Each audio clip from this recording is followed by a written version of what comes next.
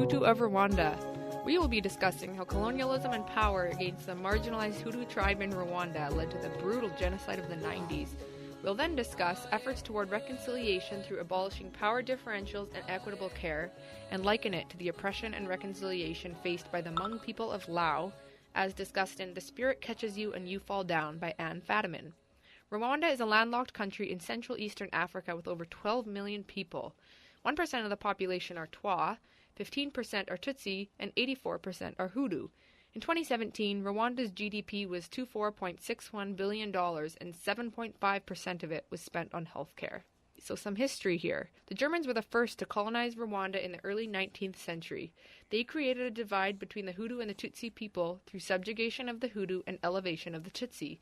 The Germans felt that the Tutsi had more valuable resources.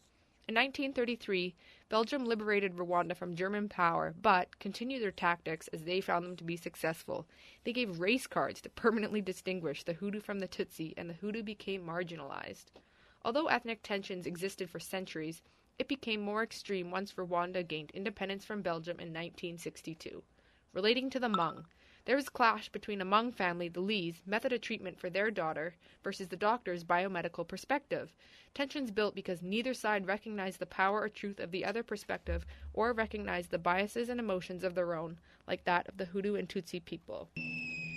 When the Hutu president's plane crashed in 1994, the Hutu extremists assumed it was shot down by the Tutsis. Immediately after, the Hutus set to destroy the Tutsi population and started the 100 days of genocide.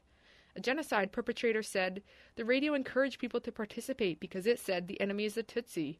If the radio had not declared a bias, people would not have gone into the attacks." Cut the tall trees. Over the course of 100 days, a mass genocide occurred between the Hutus and the Rwandan Patriotic Front, RPF, a Tutsi rebel group. Violence escalated to a toxic mix of civil war and genocide, which resulted in brutal mass killings and systematic rape. Even though the Hutus aimed to exterminate all Tutsis, the RPF eventually gained control, and Hutus fled in fear of reprisal.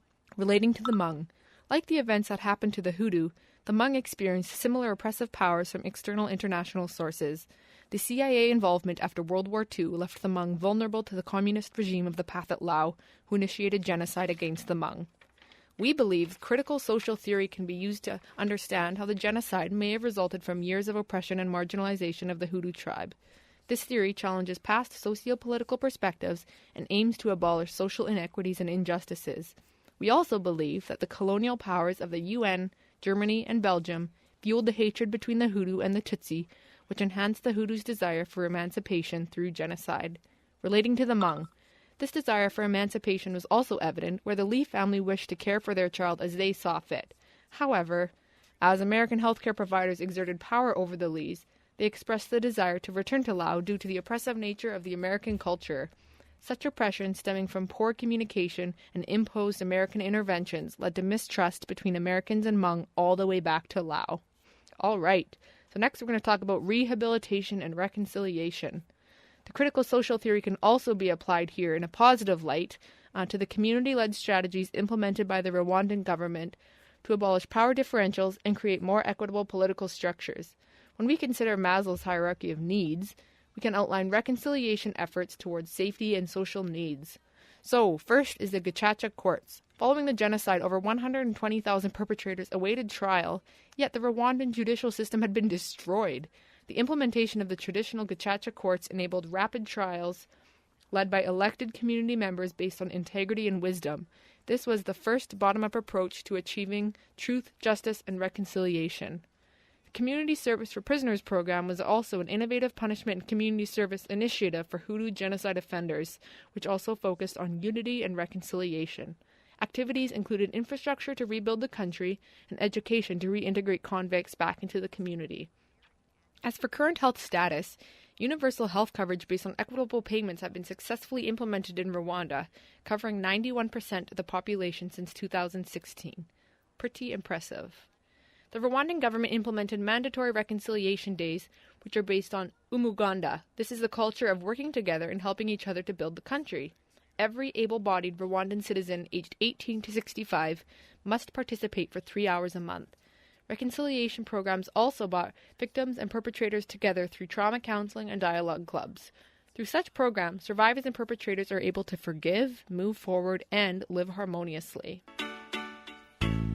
It is remarkable how the Rwandan government has supported community-led initiatives toward reconciliation following the genocide of the 90s. By abolishing imposed power and political structures, there's actually no longer a division or oppression within the population. It is also admirable how the Tutsi and Hutu people have made collective efforts toward peace and reconciliation. Now, the country presents as collective Rwandans, and it is actually considered rude to ask whether someone is Hutu or Tutsi. Relating to the Hmong in The Spirit Catches You When You Fall Down. This mutual ground was also found by the end of the Lee's story. Although they suffered profound loss, they were actually able to forgive the American doctors after reaching an understanding that at the end of the day they had all just wanted what was best for their daughter. Through learning about both the oppressive experiences of the Hmong people and the Hutu tribe, we will strive to incorporate understanding in a common language when collaborating with populations from different cultures.